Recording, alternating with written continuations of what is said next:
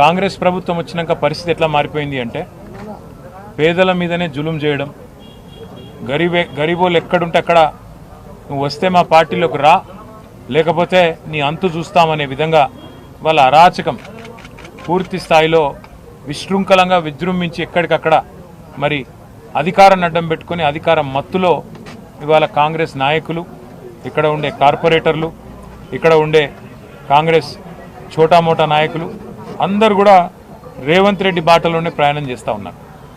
ఇవాళ హైడ్రా అనే ఒక దందా మోపు చేసినారు హైదరాబాద్లో. ఏంది హైడ్రా? హైడ్రా అంటే రేవంత్ రెడ్డి రెడ్డికుంటలో ఇల్లు కట్టుకుంటే కూలగొట్టది. రేవంత్ రెడ్డి అన్న తిరుపతి రెడ్డి ఎఫ్టీఎల్లో ఇల్లు కడితే కూలగొట్టది.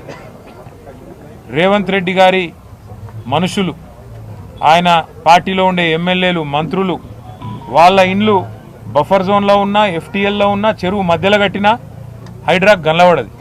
కానీ అదే గరీబోడు కుటుంబం సైజు పెరిగి ఒక ఫ్లోర్ ఎక్కువ వేసుకున్నా లేదా కొద్దిగా ముంగటికి వచ్చినా ఇవాళ చిన్న చిన్న గల్లీలల్లో ఎక్కడైతే కనీసం ఒక ఆటో కూడా చక్కగా రాదో ఆ గల్లీలలోకి వచ్చి ఆ గల్లీలల్లో ఇలా గరీబోళ్ళ మీద ప్రతాపం చూపెట్టి విచ్చలవిడిగా ఎక్కడికక్కడ హరాస్మెంట్ చేస్తూ ఉన్నది ఈ ప్రభుత్వం. ముఖ్యంగా అటు జిహెచ్ఎంసీని ఇటు హైడ్రాని అడ్డం పెట్టుకొని ఇలా రేవంత్ రెడ్డి నుంచి మొదలు పెడితే కింద ఉండే చోటా మోటా చిన్న చిత్కా లీడర్ల దాకా హైడ్రా అంటేనే ఒక బ్లాక్మెయిల్ దందాలాగా మారిపోయింది.